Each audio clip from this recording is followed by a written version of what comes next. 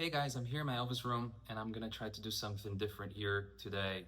I am definitely gonna record more guitar videos in the upcoming future. It's just that my schedule has been so chaotic with the tours and everything. But I'm gonna try something different here. I just found an album that it's really interesting that I had in my collection for years and I kind of forgot about it to be honest, which is called Writing for the King. And it's a collection of demo songs where songwriters would send their songs to see if Elvis would like them, if he would want to record them. And I've never listened to it. I've never listened to any tracks, and I thought it would be interesting to share with you guys what the tracks are about. So basically, I got my setup to listen to Elvis records. I'm in my Elvis room. I got dim lights and everything, a good sound system, and I'll just be listening to the songs and commenting on the arrangements. Maybe we can figure out what called Elvis' attention or Felton Jarvis' attention to bring that song to Elvis and be like, hey, you should record this. So since they're drafts or demo recordings, I'm assuming that the arrangements were probably very raw up to the final stage when Elvis recorded and mastered and ended up releasing. So we might see a recording maybe that is just vocals and an acoustic guitar, or maybe a very basic track. That's what I'm guessing, comparing to other performers' demo songs and drafts that I've heard through the years during sessions. And so the story is that if that demo got approved to be recorded by Elvis, he would play for the musicians in the session. They would listen for it a couple of times, write down the charts, and just go straight to recording, adding their own flavor, their own personality to it. So I'm guessing that this is going to be pretty interesting.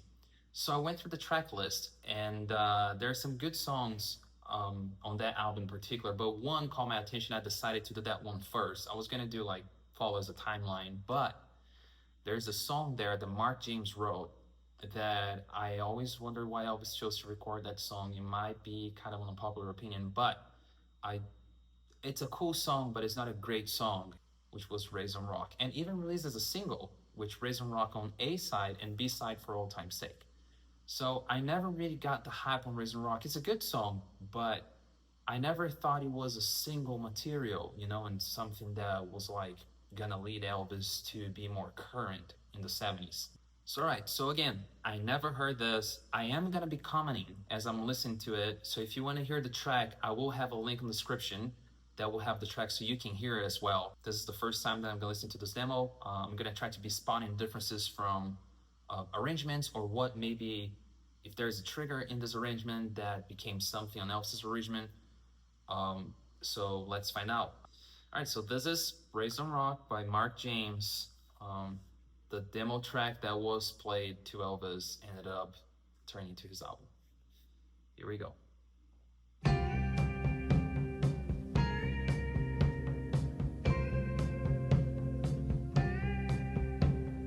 I remember as a child I used to hear Same drum groove, kind of different vocal melody, but sounds pretty steady.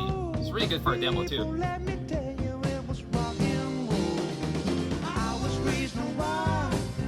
Oh, it's straight. It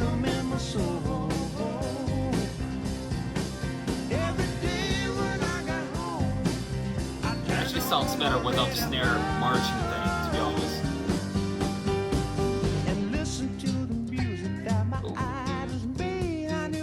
Hi-hat. The guitar is not gritty like James, but sounds cool.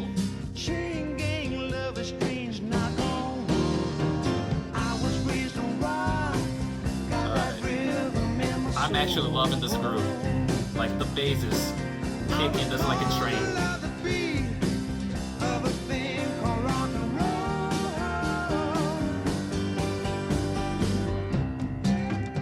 Oh.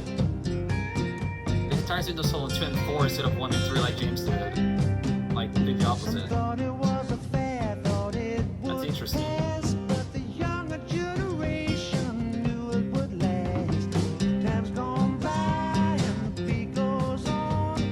Same drum groove though. It's pretty good. Oh yeah. The chorus actually rocks. Like that's awesome.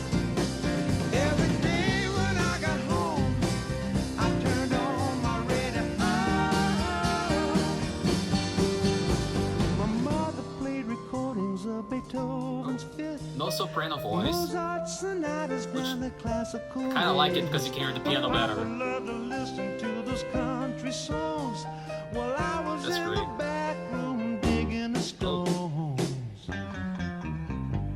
Oh, that's fire.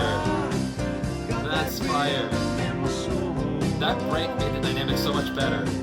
Wow.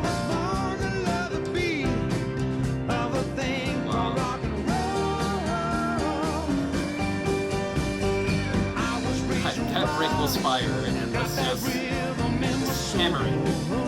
This is going forward.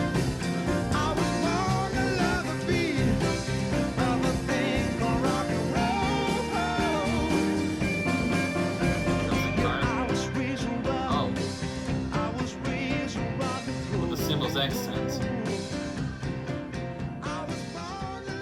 And it's a fade out. Kind of wanted to see if they had an alternate ending, but oh, of course it's a fade out when there is a guitar solo, which probably Mark James or whoever was playing guitar on the session was about to shred forever and just got cut. This was interesting. All right, so I don't want to say this, but I mean, I don't know how to say this, but I do like this arrangement better than what turned out to be Elvis's recording. If they were trying to keep Elvis current in the 70s, this sounds like an early 70s track, like rock track. I love that there's not the marching snare, which that was an overdub. So they basically record the drum track and then they add another drum track with, you know, the pa-da-da-pa-pa-pa-pa thing, which just makes everything feel like a cluster and a little marching thing. And that I always thought that was weird. But there's positives on Elvis's arrangement and positives on this arrangement. I like the vocal melody being different in the beginning, he going high and everything. That was actually really cool. But I wanted to hear Elvis singing with this arrangement. But I want James's guitar as well, because James's guitar on this, on the final one, he kind of copied the tone in the beginning, but he even doubled it. He did like a guitar voicing thing with two guitars, which I actually recorded on this channel. But the licks in between the song, he had like a grittier sound that I think it fits better this track than the clean guitar that it's here. Drum-wise, if you hear under the overdub where the snare is doing the marching thing, Ronnie Tutt is doing a straight groove, just adding a little Tutt flair to it, so it doesn't sound as square as this one. But Putman's bass on Elvis's is just doing a boom, boom, boom, boom, boom, boom, boom, boom, like two notes going back and forth, where the bass here has kind of like there's like a groove to it, which actually made it sound cooler. So I do like the bass on the original demo better, and the bass and drums together I do like the original demo better. But if you hear the live recording, that I was only saying this one live once on August 6, 73, opening night, he did a medley with Trouble and Raisin Rock. Tutt does keep a straight groove there, and it does sound better. And the mix on Elvis's Memphis, where Matt Ross Spang mixed it, he did bring the snare, the overdub snare, the marching snare, a little bit backwards in the mix, but still sounds like a cluster. It kind of took, in my opinion, it kind of took away that early 70s groove that they're probably looking for. I can see why they picked the song, because, I mean, this demo rocks, but I don't think that they transpose it well arrangement-wise as same as this. And that break coming back with the drums calling strong, that was such a cool build-up. Such a cool build-up. Kudos for John Wilson, though, because there is an acoustic guitar in the back doing something really cool, and he basically transposed that to his electric guitar, and he was doing basically the same, but it does kind of have an early 70s magic to have that acoustic guitar in the back rocking out. Wow, okay.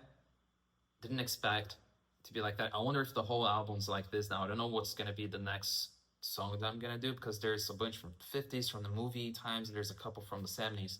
I'm guessing that the 70s we're going to see more of arrangement things going on. I don't know what was next song I'm going to do, but I did want to start with this one for some reason, because it never got me.